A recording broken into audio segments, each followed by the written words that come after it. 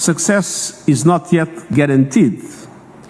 We need a major push to get discussions over the finishing line.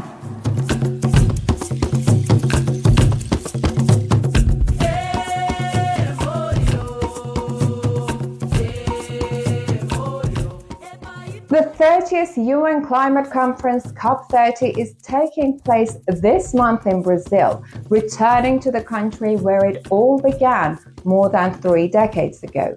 But this COP is not about more promises, it's about implementation. The focus is turning agreed commitments into visible, measurable change. We have entered an age where many countries have forgotten the importance of working together to build an international consensus on climate change. To meet the scale of this challenge, we must rebuild trust in multilateralism and strengthen international cooperation grounded in equity, science, and shared responsibility. COP30 is an opportunity for us to remember that implementation must be inclusive. Everyone, from the farmer in Africa to the billionaire in Silicon Valley, needs to be included on this collaborative journey to a safer, more sustainable and equal world.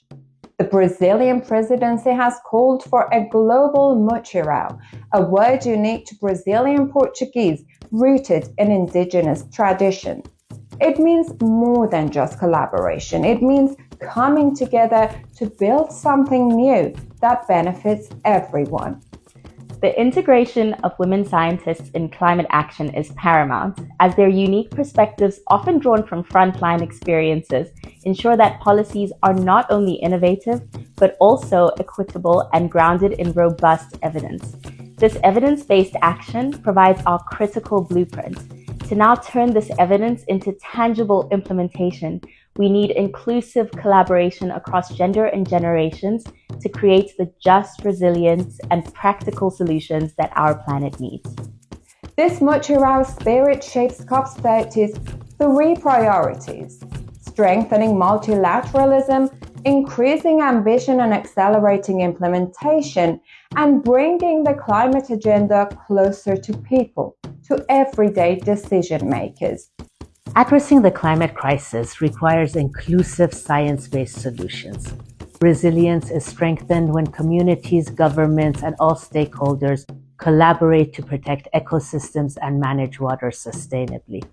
Women leaders, from grassroots initiatives to global platforms, are at the forefront of transformative climate action.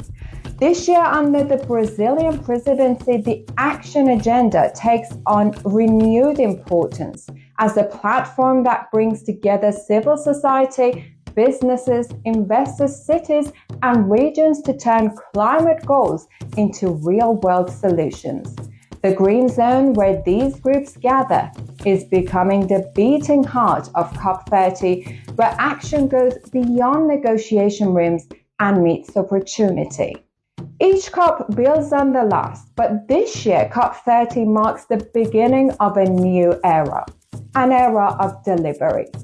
The question now isn't what we must do, but how fast and how far we can go to make it real. When it comes to the global climate agenda, the landscape has drastically changed over the last couple of years. Many governments and nations have scaled back in their particular target goals when it comes to emission reductions. This in turn actually places more pressure on other groups, whether be it NGOs, advocacy groups, or other parties that can then sustain this momentum and keep working towards meaningful climate emission reductions that can hopefully bend the curve when it comes to climate change. As climate impacts intensify, the urgency to act has never been greater. COP30 in Brazil aims to accelerate progress, connecting global ambition with local action. On the road to COP30, Brazil's call for a global mutirão reminds us of the urgent need to accelerate, to move from promises to action and from delay to delivery. Because even though we are moving forward, we are not moving fast enough.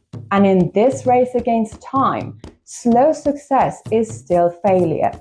The mutirão spirit calls on all of us, governments, communities, and individuals to act together with urgency and purpose to protect our shared future.